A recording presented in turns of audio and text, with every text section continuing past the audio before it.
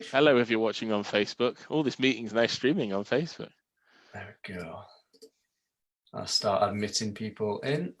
Brilliant. I'm shutting up now anyway. Speak to you in a bit. Yeah.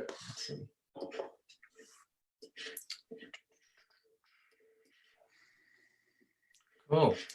Well, welcome everyone to our stream of solidarity. Thank you all for joining in here. Hello, everyone. So we're going to be doing a little bit of an introduction on Forest Green Rovers tonight. They are the world's first plant-based football club. And Dale is the chairman of Forest Green Rovers and the owner of Ecotricity. So without further ado, we will move on to Dale. So Dale, maybe you can answer what brought you to invest in a football club?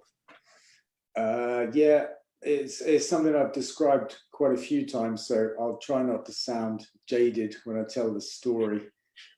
It was summer of 2010. I think I would really just call it a happy accident. Forest Green Rovers was our local football club. Been in trouble for a long time. Somebody from the club invited me to come and see them, and they said, we just need a little bit of cash to get through the summer. And it looked worthwhile. You know, it was a big part of its local community, Forest Green Rovers, and it was a 125-year-old football club in our backyard, and it was easy enough for us to do what they said they needed. And that was like probably a bit like stepping into quicksand, because by the end of the summer, it was a very different picture. And they were saying to me, look, you need to take the club over or it's going to fold. And I didn't really want to. I was incredibly busy and thought I had no time to do that, but faced a simple choice: take responsibility or see the club fold. And I thought I'd just do it. Didn't really have, but definitely didn't have a plan. Hadn't given it much thought. It was just that kind of bold choice, really: save the club or don't save the club. And everything else we worked out as we went along. That's cool. Just on that point about saving the club. So one thing that I was thinking about in terms of like other football clubs is obviously there's a lot of football clubs that are going under because of the current economic climate of football. And do you think that potentially moving, like encouraging these clubs to take on sort of a more green economy, which will become obviously profitable as the years go on, is quite a sound incentive for other clubs? I think green measures help, you know, because they reduce your running costs. So from a business perspective, there's a case to invest in solar panels and energy efficiency and all that kind of stuff. For us, what's more important is that football has become a platform for us to talk to people about sustainability and about how they can change their own lives. And, you know, it's a kind of, I would say it was a new and challenging audience 10 years ago, quite improbable combination that we created a green football club. It gained us a lot of media attention. It gave us a platform and a reach. And ultimately, you know, we ended up working with the UN on the Sport for Climate Action Programme. But for us, it's about reaching sports fans, football fans primarily, but wider than that, and saying, look, you need to change how you live because the climate crisis is real. And there are three big things we all have to look at. It's energy, transport, and food. It's how we power our homes. It's how we travel, and it's what we eat. And it's as simple as that. And we try to demonstrate that through football. And in the process, what we're trying to do is harness the passion of football fans and point it at the environment, make them fans of the environment. Cool. Great. So some more questions specifically on Forest Green Rovers. So what was the concept behind transforming a football club into being like a leader of sustainability? The concept or the process? Yeah, more sort of like the idea that came about in terms of you've got your eco pitches and making all the food plant-based. So, well, from our perspective, you know, we're Ecotricity. We formed in 1995 to fight the climate crisis by changing the way energy was made in Britain. The biggest single source of carbon emissions at the time, that was our founding mission, that's our work. And we added transport and food about 5 years later, when we went looking for the second and third biggest source respectively. When you put all three together, 80% of everybody's personal carbon footprint is in these three areas of life. So that's become our mission and our work. So when we took responsibility for the football club, it was just easy for us to take our ethics and our principles and beliefs in sustainability from Ecotricity and just put them into the football club. It was very straightforward for us. Cool. And how have the fans found the change? I think if you ask them now, you'll find virtually overwhelming support for the change. You'll find many of our fans have gone vegetarian and vegan. They talk about electric cars and solar panels and you know, all sorts of stuff that maybe 10 years ago they would have never believed that they would. I would say if you asked 10 years ago, you would have found a small group of fans that were upset about what was called the red meat ban by the Sun back in the day. It was our first big, bold step. As soon as we bumped into the issue that the club was supplying meat to players and fans, we just stopped it. And there were some that were upset and they said, come on, you're kind of dictating what we can eat. And we said, well, that's not right. We're just setting the menu, and every organization does that. We're doing it according to our principles, and we'll explain to you what's wrong with red meat from the environmental, the animal rights, and the human health perspective as well. So we took our fans on a journey from that point with that big kind of bold decision right at the beginning, and everything that we've done, we've explained to them and explained the reason why, and we've shown them how you know, they can do the same things at home. I would say our fans don't just tolerate this change that we've made, they're very proud of it, they've embraced it, and I'm really pleased with that in particular. Great. And I can imagine it wasn't just like a quick sort of transition, it took a while maybe for people to understand the reasoning behind it. Yeah, I suppose so. I mean, it was a journey, you know. I think it probably took us 3 or 4 seasons from where we found a club to be completely vegan, for example. We had solar panels on the roof within a year or so, electric car charging points. We took the pitch organic. You know, we did everything that we could as soon as we could do it. But the food was a longer journey. We made a transition.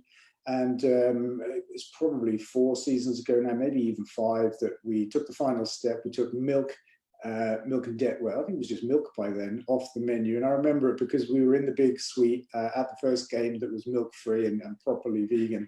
And we put on a range of milks for everybody, oat, soya, almond, that kind of stuff, so that they could, you know, try the alternatives. And I remember the conversations with fans.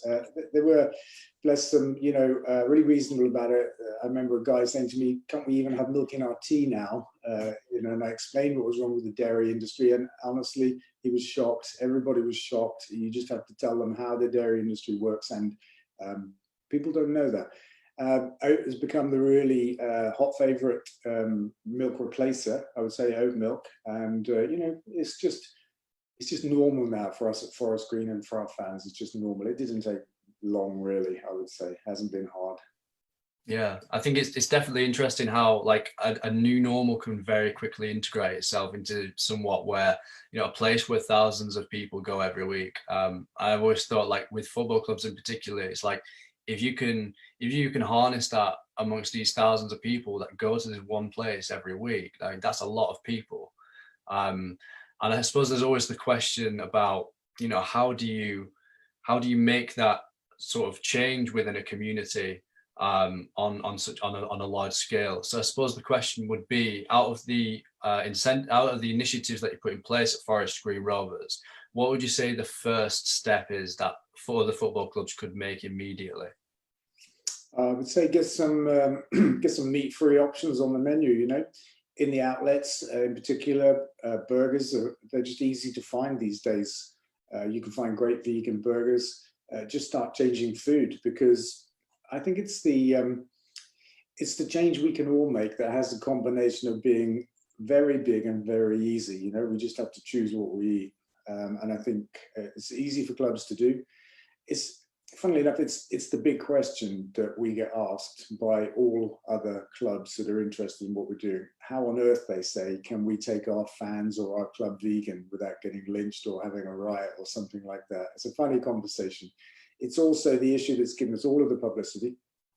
the fact that we're a vegan football club and just how improbable that seems that you can combine those two things. I mean, this is football. It's a kind of macho world, isn't it? But, what we've found is that football fans are just normal people, just ordinary people, not really different to anybody else.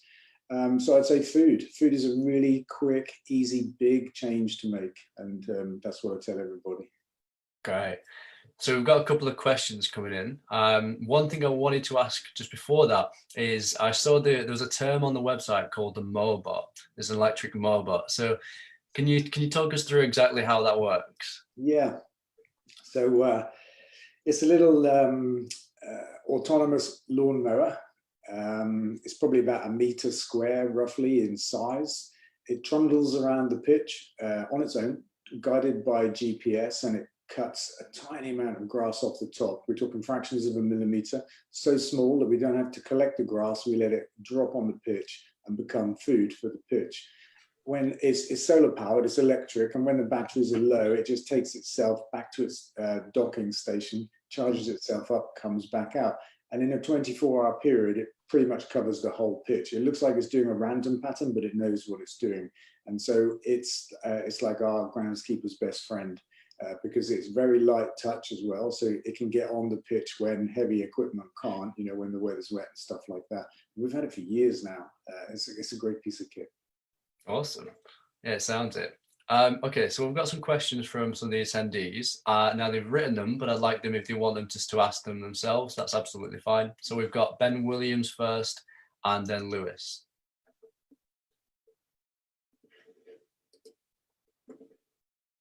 Would you like to speak, Ben?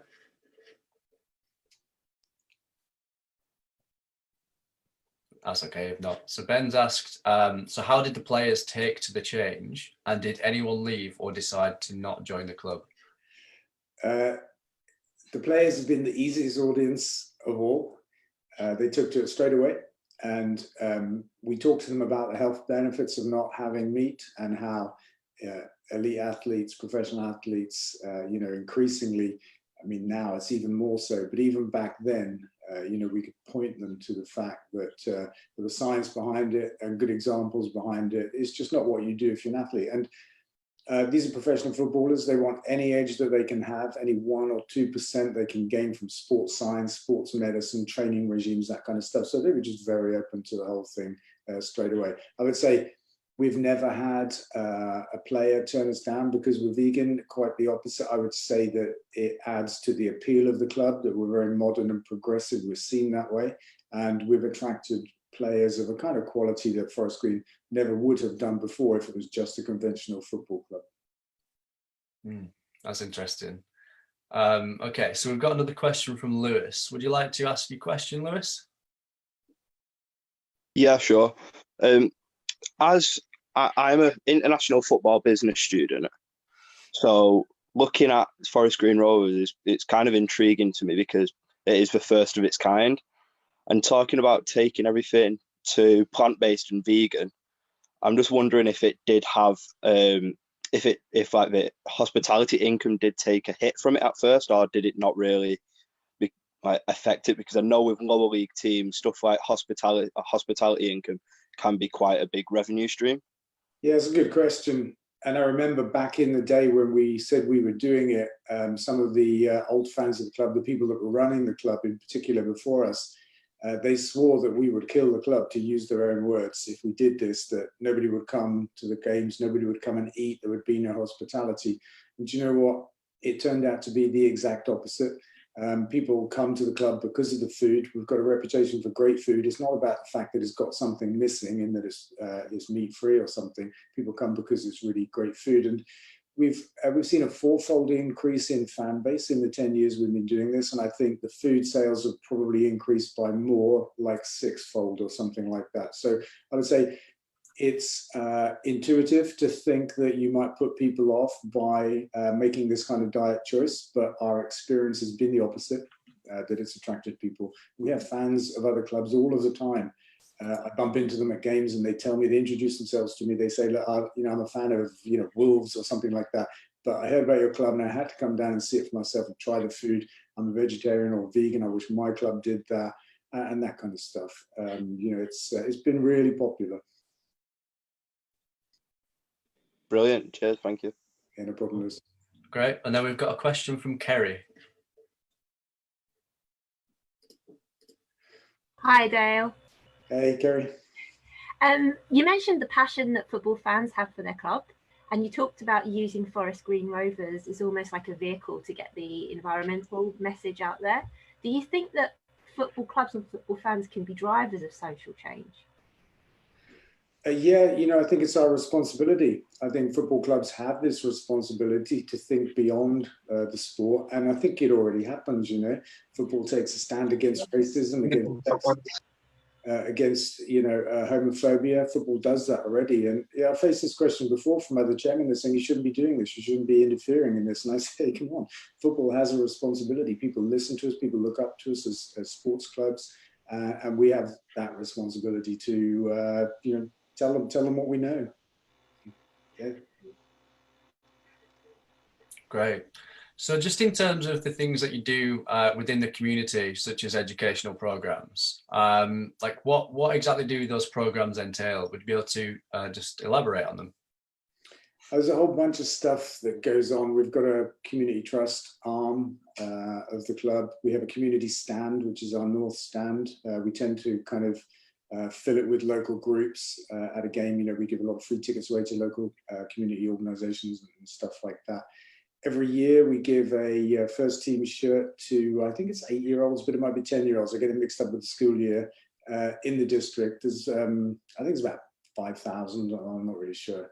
It might be less. We've been doing that for 4 or 5 years, and we have a game where everybody comes to pick their shirt up, and that's just mad. We also have this really amazing school ambassador scheme. We've got, it keeps changing, but it's north of 60 schools enrolled in it now. We've gone beyond Stroud, beyond the county of Gloucestershire, into the neighbouring county as well. And basically, a girl and a boy from the school get chosen to be the ambassador by the other kids, not by us. And then they become ambassadors for the club. They come to games, they write match reports and that kind of stuff.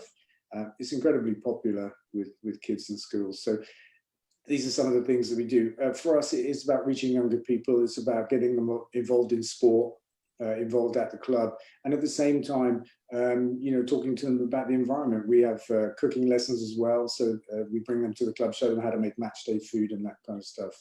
I think it's a really important thing to do. Cool. We've got another question from Shafiq. Would you like to ask it?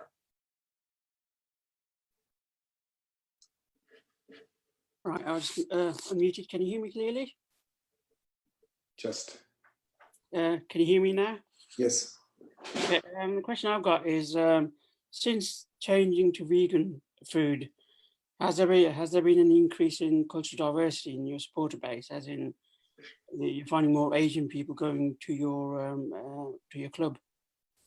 That's not something that we've noticed, actually, but what we have noticed is a changing demographic in terms of gender and age. We've got a younger, more gender mixed audience coming through. People are bringing their families to the club as well.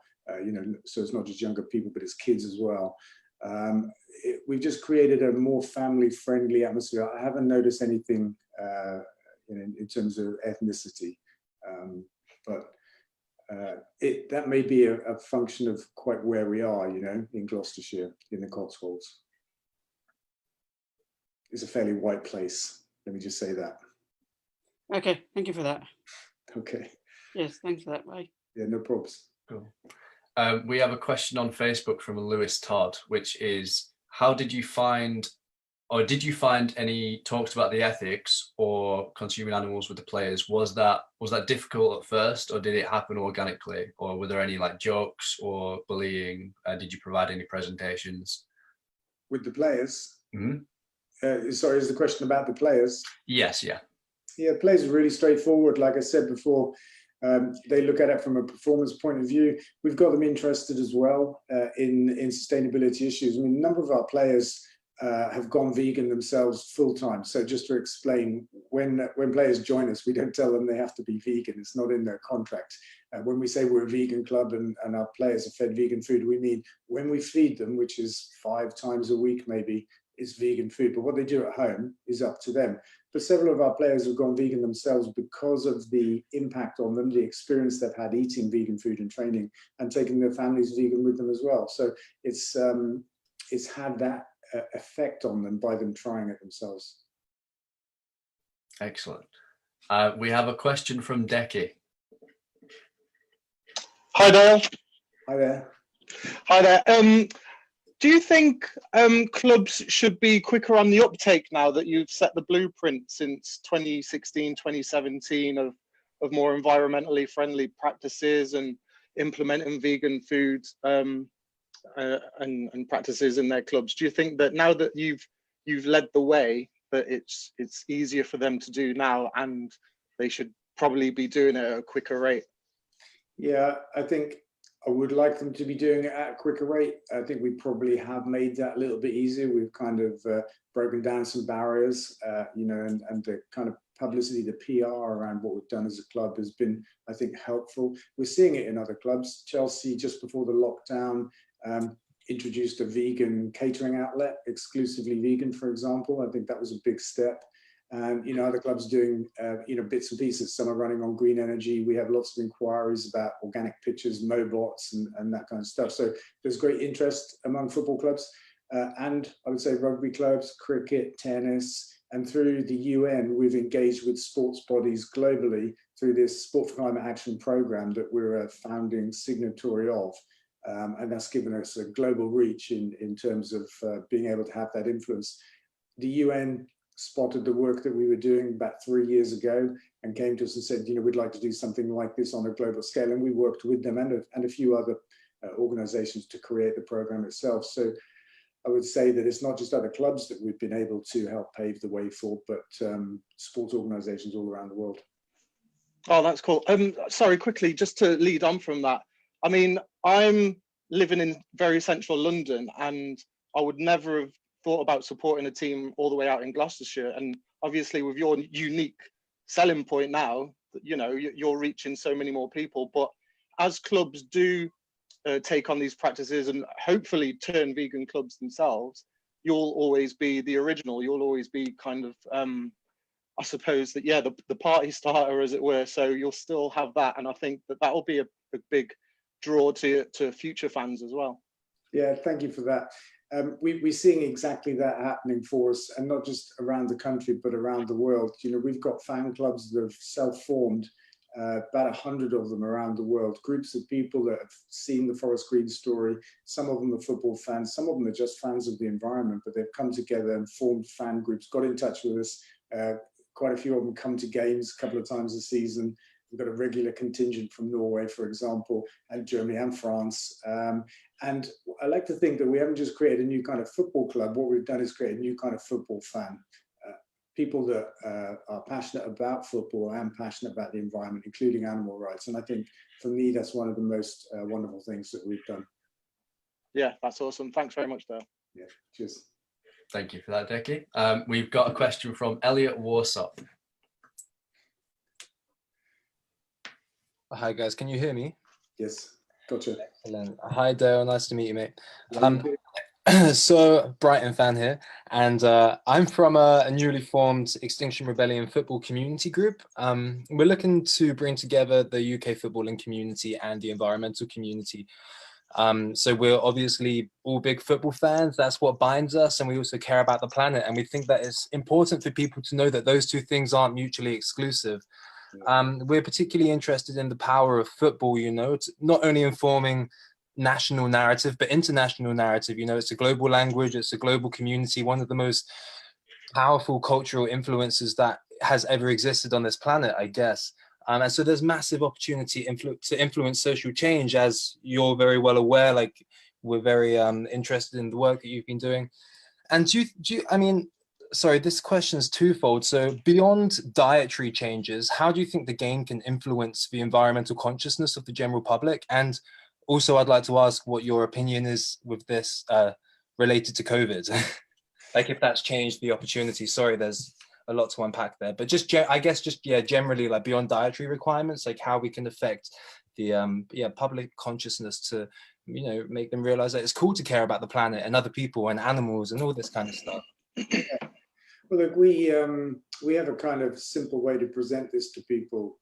We talk about energy, transport, and food. We say that within those three areas of life where we all make choices every day, 80% of all of our personal carbon footprints can be found, and not just carbon footprints, but general causes of unsustainability. And we just say, look, it's about how you power your home, it's about how you travel, and it's about what you eat. And you can make choices, you can make changes in those areas. It's in your control.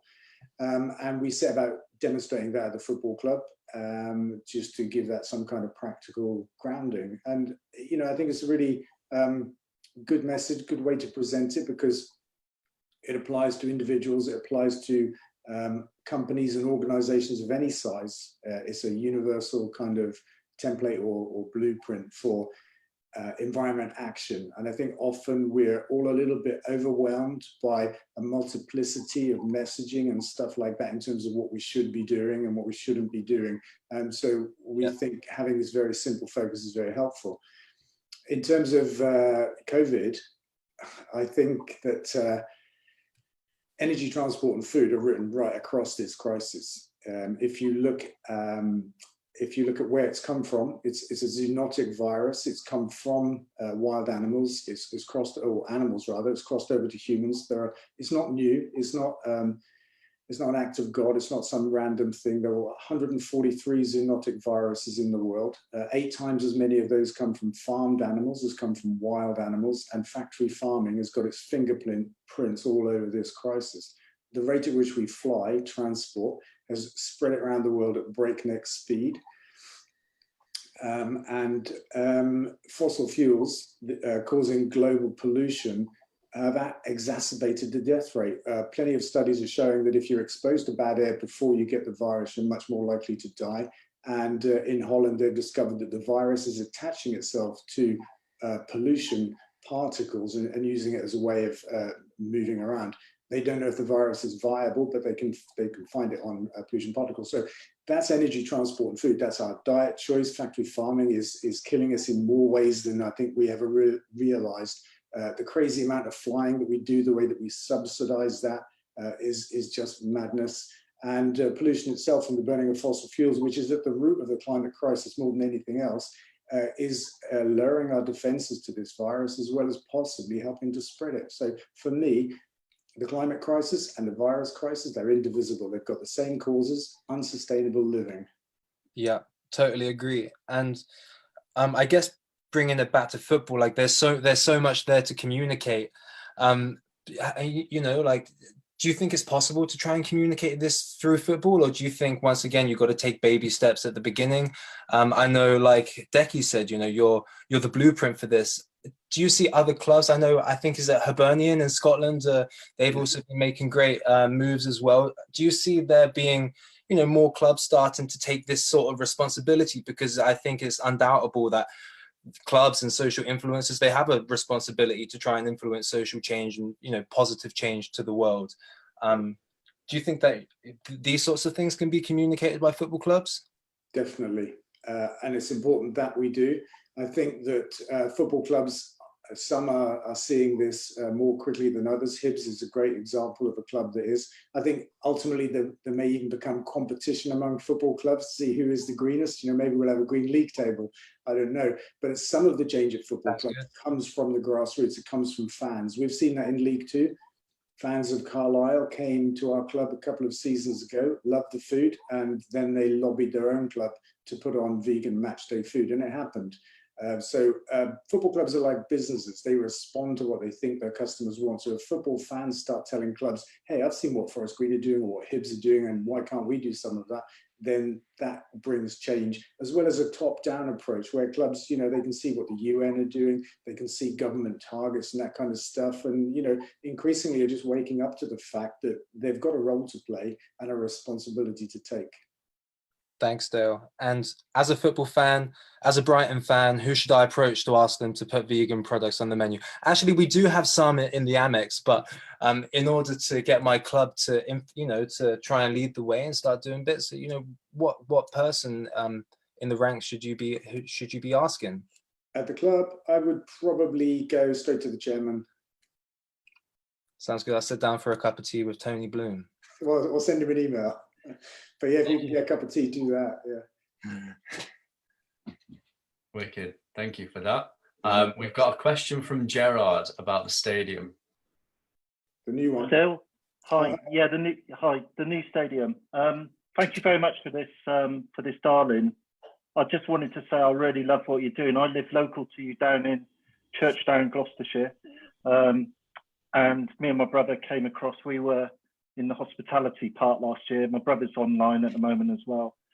We really loved it, and I love everything you're doing. So my question was the new stadium, because I know everyone local will know that you had quite a few difficulties getting planning permission, and you got through those. I've sent you a few messages of encouragement over the last year. Thank you. How is that all progressing, and what do you envisage the delays might be, and when will the first match be over? Well, today I signed the 106 agreement with Stroud Council, which is almost the last step before they can formally issue planning consent. We were granted consent in December, just after the election result. The new Tory Secretary of State stepped in and said he may call it in. I think it was February when he decided he shouldn't call it in, and then things started to move again. So we're just waiting for the county council now to agree a 106 with us. These are legal agreements. In the case of the county council, it's just about us putting on match day buses, which we want to do. So there shouldn't be a blocker. So I would think that we'll be holding the piece of paper, the planning permission, literally in maybe a month, maybe 6 weeks. But it's kind of like a formality from where we are.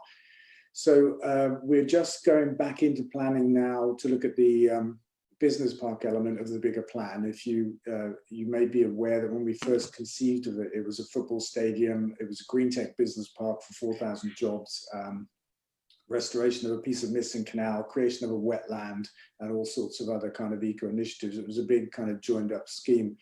We're just putting that back into planning now, and at some point, probably on the other side of lockdown, we'll start talking to the architects about the detailed design of the stadium. So what we've got is planning permission in outline terms, and now we have to do detailed design, which will require planning consent again. But again, that's more of a formality than a challenge.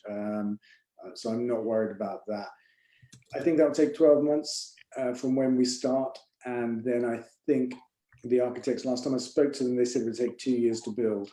So our best case, if we start now, is probably about 3 years. So it's still a kind of long burn project, but I found that everything that needs to be done is like that. My first windmill in Stroud took 5 years, and I've not seen that anything's easy on the environment front, but we have to do it. Okay, that's brilliant. I'm in the Royal Air Force, and I leave work in 3 years, leave the service in 3 years' time. So maybe if you're looking for someone to support you and do a bit of admin on there for you. Thanks very much. I'm really enjoying it. Thank you. Thank you. Brilliant. Thank you, Gerard. We have a question from Michael Kennard.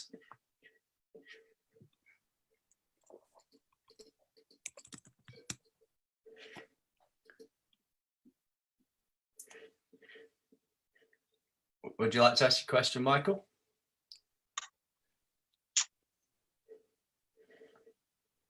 Okay. Well, Michael's question was, so how many clubs, it might relate to another question that's been asked, how many clubs have expressed their interest in the methods that you've implemented, but more in particular, like high profile clubs? So we started a conversation with Chelsea off the back of the vegan outlet thing. And before the lockdown, they were planning to send a team down to have chapters about the other stuff we're doing. We hosted a team from Norwich probably 4 or 5 months ago now at a game. They came down, probably 10 of them. I would say they're pretty interested in what we're doing. We've had chats to clubs like Liverpool, some people at Man City, the groundskeeper at St George's, the England training ground. We've kind of met them, shown them our pitch, talked to them about how to go organic. I haven't counted them, but I say Premiership football clubs, England. We've talked to rugby bodies, cricket, the organising body for that, Wimbledon as well. So it's beyond football and beyond clubs. It's organising bodies as well, which I think is important because organising bodies set the rules for clubs to follow. And one of the things we're recommending they do is set some environment criteria, you know. So when you have ground grading, for example, in football, we're suggesting that there's environment criteria in there as well, which is something that organising bodies can do. Yeah, great. We've also got a question from Matthew, or Matt, under the name Matt's iPhone 7. Would you like to ask it?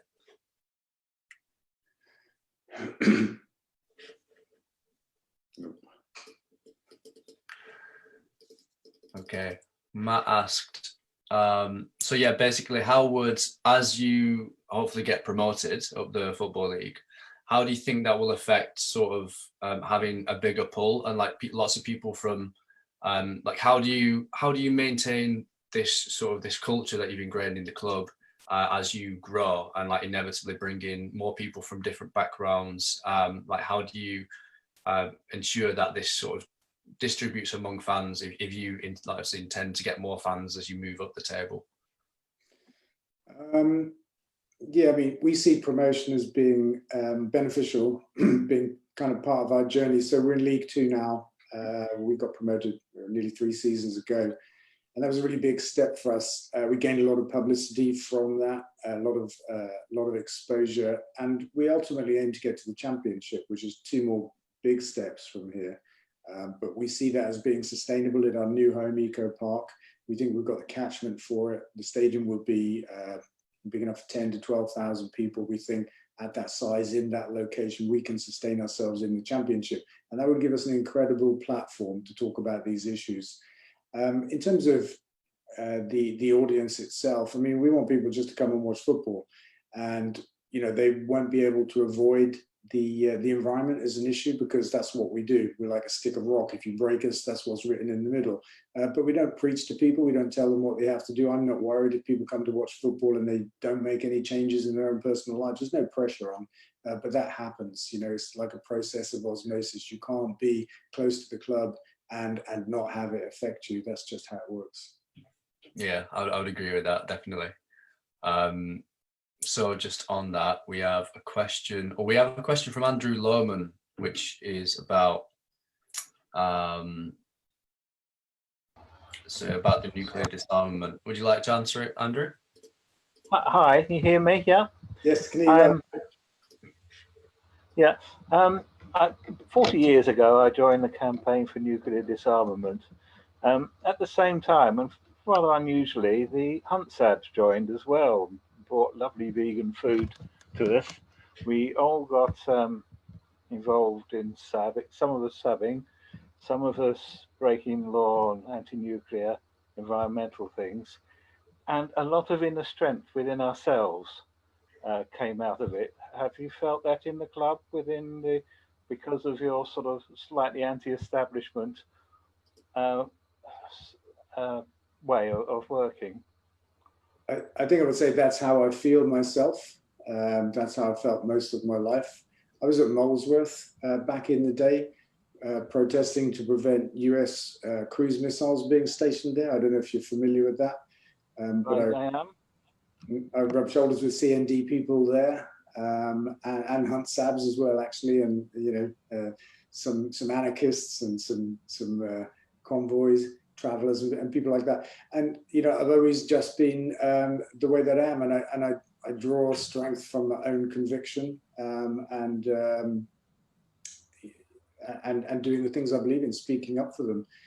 You know, against anybody, against any amount of odds. And I think there is strength to be drawn from that, but I can't help myself. That's the way I am. And you know, we're having, I would say, great fun at Forest Green Rovers because we are changing the way people think about sport and about football and about the environment, and doing it in a fun way which engages people. So you know, I never imagined that it would be like this when we said we'd just rescue the club back in 2010. I had no plan, as I mentioned before, but I had no imagination either that it would turn into something quite like this. And you know, what I think it shows me and it shows you know, us, is that actually sport is a great medium for communicating with people. It's a great way to do that. Okay, thank you. I don't know if I answered your question, but I tried. Yes, it was a chat really about the feel, the culture. Yeah. Thanks. Yeah. Oh, yes, you did say how. Well, no, maybe that's somebody else's question. But culture is a really important thing, and it's really important to us. But we never lose sight of what we stand for and what we believe in, and that's always more important to us than, let's say, money, for example. And it's a very easy stand for us to take in that respect. If we don't believe in something, we simply don't do it. Well, I'm a little over 60, and I started riding my bicycle 2 years ago. And I thought, because I'm obese, I'll get lots of aches and pains and things. But I stopped drinking milk about 10 years ago, and the aches and pains stopped, and the bike riding is fine. Plus, it's a super bike that's 70 odd years old. So when they made them really nice and light and easy to pedal. I think I may have you been posting on Facebook about bikes of that? I have, yeah.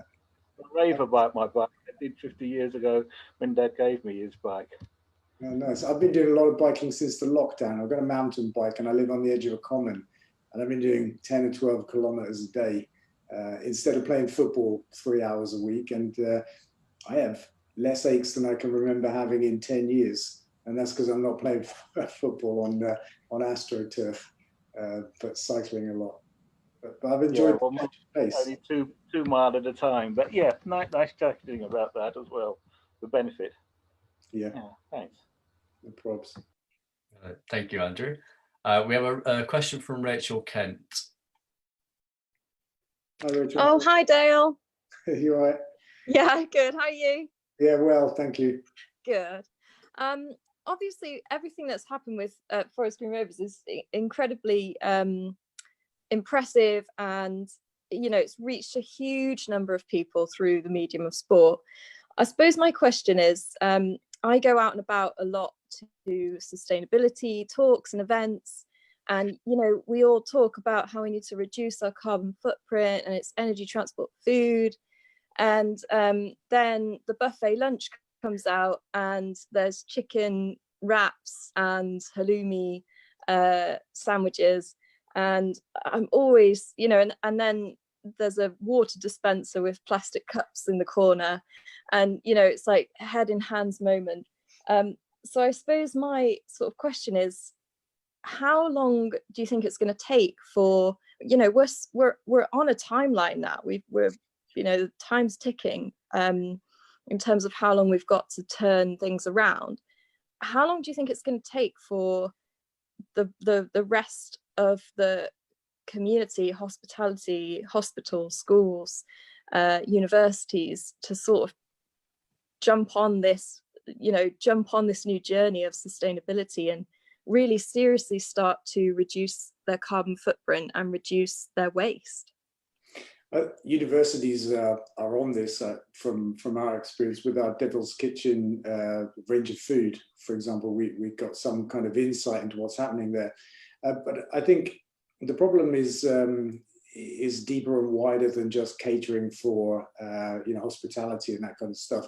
It goes to the organizing bodies. So first time I bumped into this was when we went to the UN for the first time in Bonn. And, we had a great session talking about all the really important things that we should do. And then we went for lunch and there it was, the kind of menu that you described. And I'm like throwing my hands up and saying, I can't believe this.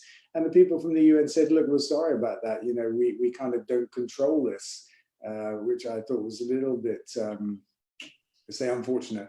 But they realized that they had to do better. And, more recently, I was asked to go to UEFA to talk to them about sustainability. They called in people from member organizations to have a seminar on sustainability. And when we checked the train times, it was like, I think it was a 2 or 3 day journey to meet the schedule of timing.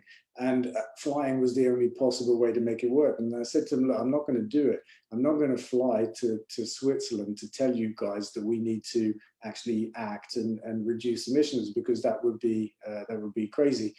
And at first they were a little bit put out, I would say, a little bit upset. And then after a couple of weeks, they just really got it and embraced it completely. And I joined that conference by video, and it became a really important part of the message, that it isn't good enough just to talk about making change. We've actually got to do it. And there I was on a screen telling the people in the audience that I hadn't come, and that was a really important part of my message to them, because we all have to make changes ourselves. It's no good me preaching about the environment and how we have to take steps and excusing myself for flight, because I think it's okay to do that, for example.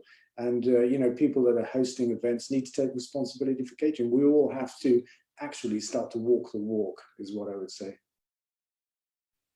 Yeah, thank you. I totally agree. And I think as well, we as consumers have almost been a bit like sleepy about it, haven't we? Like, just go with the flow, and if the chicken wraps are there, then okay, I'll eat them because they're there and that's what's been done for me. But actually, if as a consumer we said, I don't, you know, I'm not going to eat the chicken wraps because I don't agree with that, then businesses, organizations would have to start to change their ways. And I think that's an important message, is that the consumers really have the power by how they spend their money. Yes, agreed. And it's an important part of our message. When we wrap up energy, transport and food, we say to people, these are choices you make every day. This is where you spend your money, you know, and you get to choose which way the world goes round with those choices. And I think the other empowering part about that message is we don't have to wait for governments and big businesses. You know, we've all got the power to change our own lives. And when we do that, we do send signals to businesses that this is what we want. And we send signals to governments, to politicians as well. So it's really important that we all do that. Yeah, I agree. Thank you very much. Yeah, no problems. Take it easy. You too. Great. Just on that point, Sophia's got an interesting question about club travel. Would you like to ask it, Sophia? Apologies, it's not Sophia here, it's Jo, although she did come up with that question. Hi Dale, I just want to start by saying it's really inspiring what you're doing at Forest Green Rovers. But the question was, hopefully at some point in the future, if Forest Green Rovers were to qualify for European football competition, how would you sort of tackle the issue of travel? How would you organise that? Yeah, that would be a real problem, wouldn't it? I think right now we could say it'd be a nice problem to have, having to travel to Europe for games. I mean, there's an amount of travel that can be done by train. I've done that myself to meetings in Germany, for example, and it doesn't really differ much from the time it takes to fly. It's just a mindset thing, you know. Too often people just jump on planes because they think it's going to be the quickest and the easiest. But if you do a proper comparison of how much time you spend driving to the airport, parking, queuing to check in and all that kind of stuff with the train, you find it's very comparable. So I went to Bonn, for example, in more or less the time I could have flown there, but I had a lovely train ride. Often the question comes up, it's a similar kind of question, but it's about the kind of unavoidable international travel aspect of the higher levels of football. And I just say, look, don't sweat the details. You know, there's an awful lot that can be done by football clubs.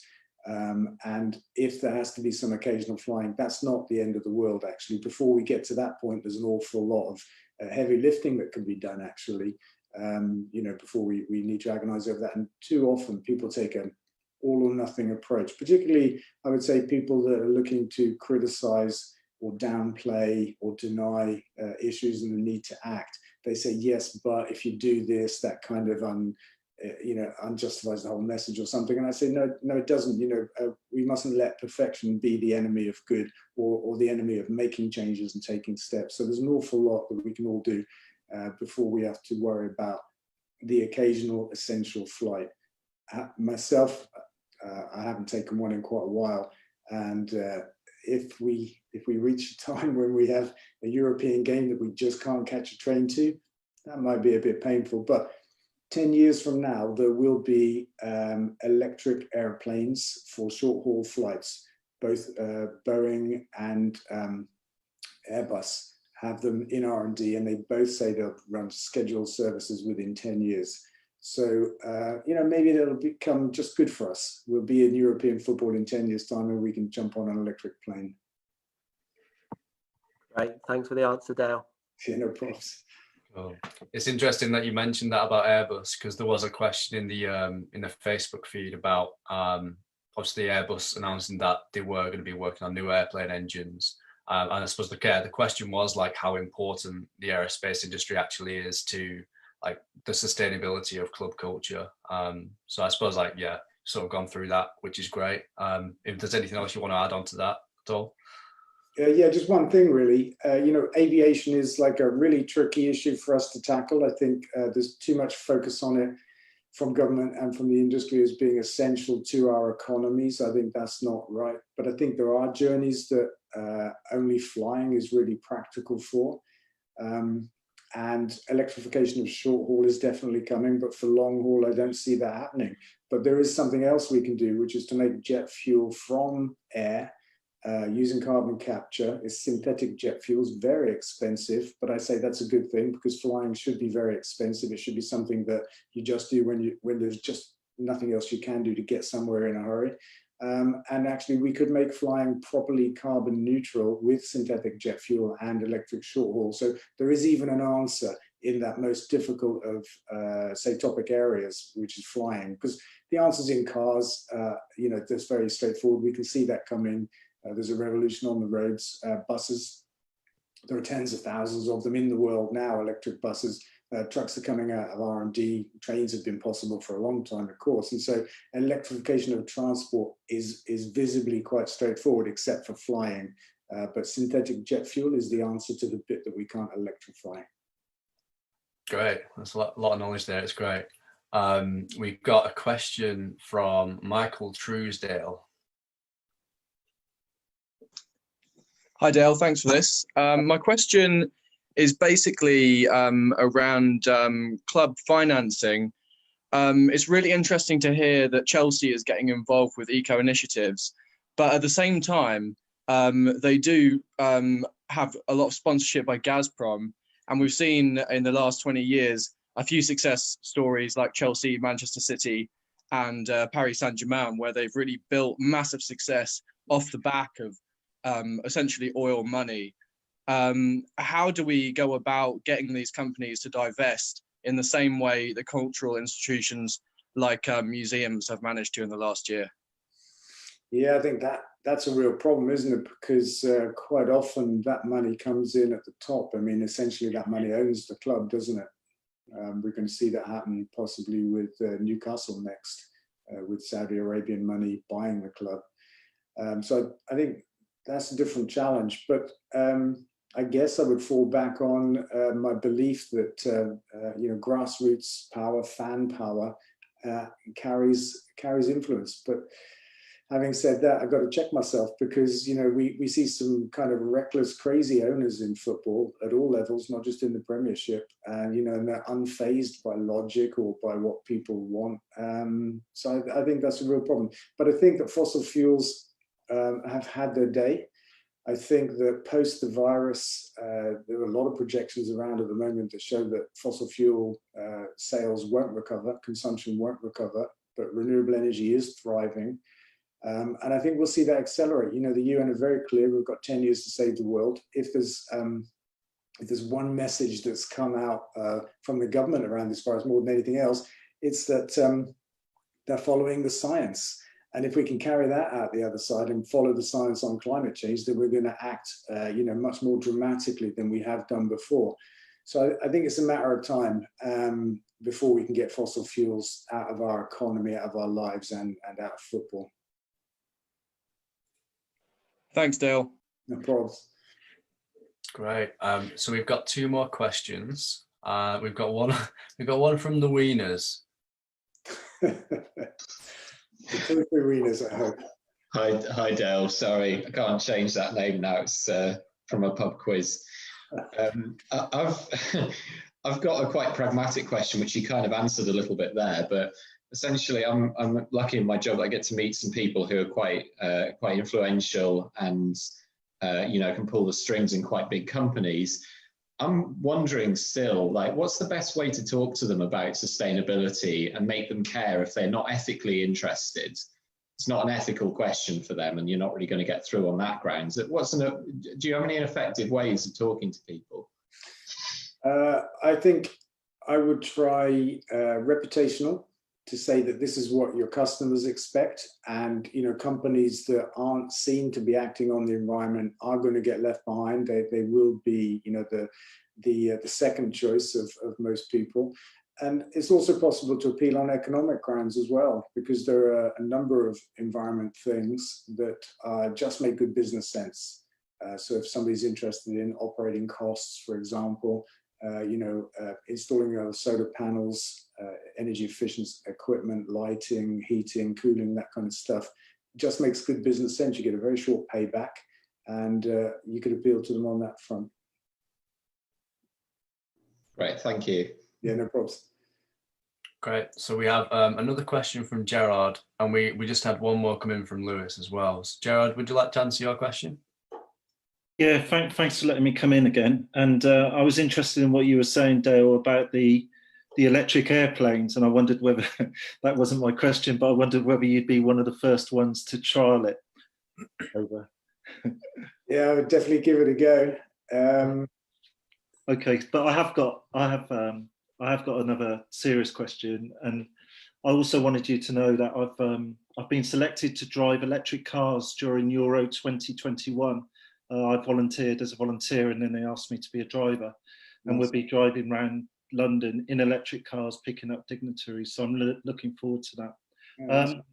So my second question was, I've been really interested in the way that you've been standing up for Labour during the last election, and that massive flag outside your building, and all the hassle you had, and where a local politician said to me when I was supporting you that I didn't understand local politics, and I wrote back saying, I think we do understand local politics, that's why he's doing what he's doing. Are you considering medium to long term standing for Parliament, maybe? The honest answer is yes. Great. Yeah, it's been crossing my mind, because I used to think that it was a waste of time, politics, a waste of my time, and that I could bring more change through business, using business as a means, and that's how I started in '95.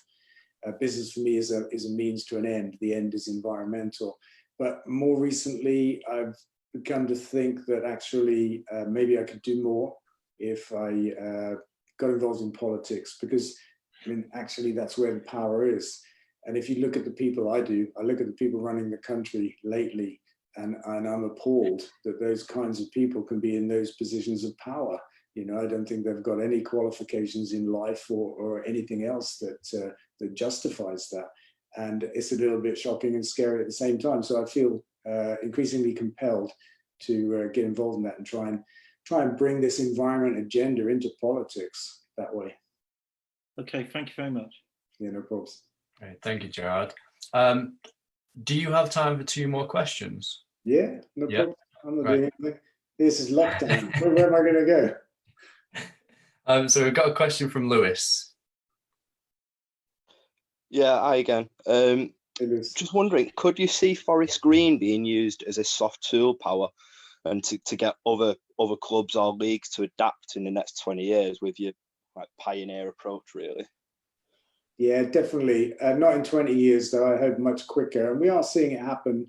We've had a lot of conversations in England with different sports clubs, not just football clubs, organising bodies, and I mentioned before the UN. Through the UN program, we're talking to global sporting clubs and organising bodies.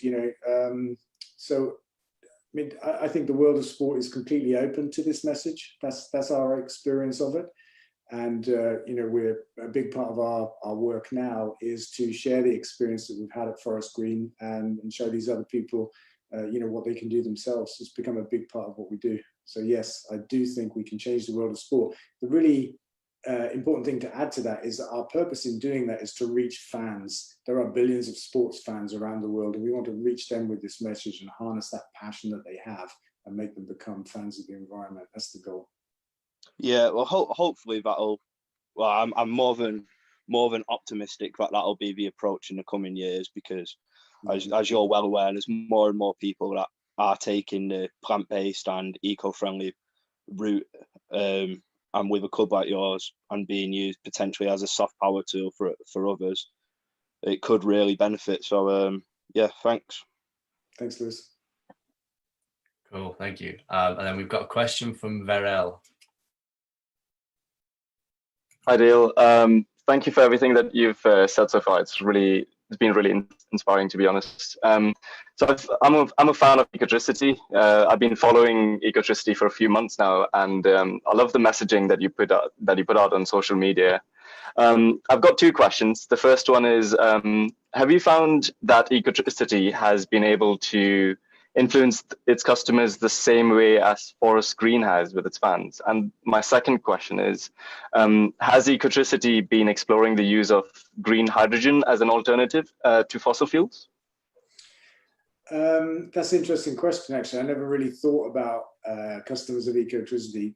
I think that probably when they come to us, they're already on the path for the most part, I would say, whereas fans of Forest Green, pretty much they were not on the path. So there was a much bigger conversion job to be done. And we have a fantastic group of customers, they're really committed to the work that we do. And, it feels like we're really a part of something. And that's not unlike being part of a football club either, having that common purpose. So they're different, but very similar, I would say. Hydrogen, yeah. It often gets touted as the kind of, the miracle answer quite frequently by the oil and gas industry. And I think that's because they have assets that lend themselves very well to the switch to hydrogen. So they would make it in their refineries, ship it in tankers and store it in underground tanks in petrol stations. It works for them perfectly. The problem with it is the round trip efficiency of turning electricity into hydrogen and back into electricity is about 50%. So we need twice as much fuel if we did it that way. And then if you compare that to electric cars that have batteries, the efficiency there is probably about 95%. So from an environmental point of view, it doesn't make sense to me to adopt a fuel that you have to use almost twice as much of to do the same job.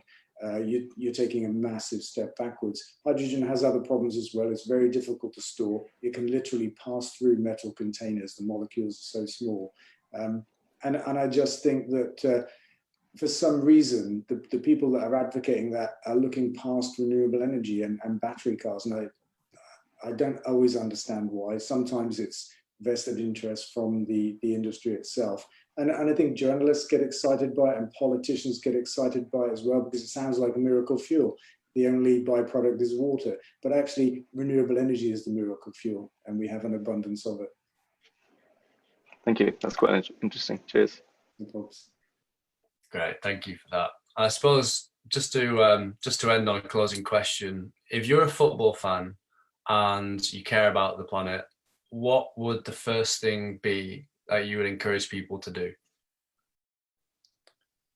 I think these days, the thing I say to people that's easiest and biggest difference you can make is change what you eat. Stop eating animals because it's driving the climate crisis, water, land and air pollution and water consumption. And actually it's causing viruses to cross from animals to humans as well. This is just the latest version of it. But I would say stop eating animals. That'd be my first port of call. Great, thank you, Dale. Have you got any closing points you want to make? No closing points. I just say thank you to everybody for tuning in and thank you for organising it. I've had a good time here, just sharing my thoughts and answering questions, which is something that I really like to do. So thank you, everybody. Yeah, thank you for coming, Dale. Just to let anyone know, if you want to watch more of these kind of things, this will be back on a recording. And we've also got a program that I'm going to put in the chat. So we'll be putting more things on about these kind of topics coming up. Thank you very much for coming, Dale, and see you soon. Yeah, pleasure. Thank you. See you all. Bye.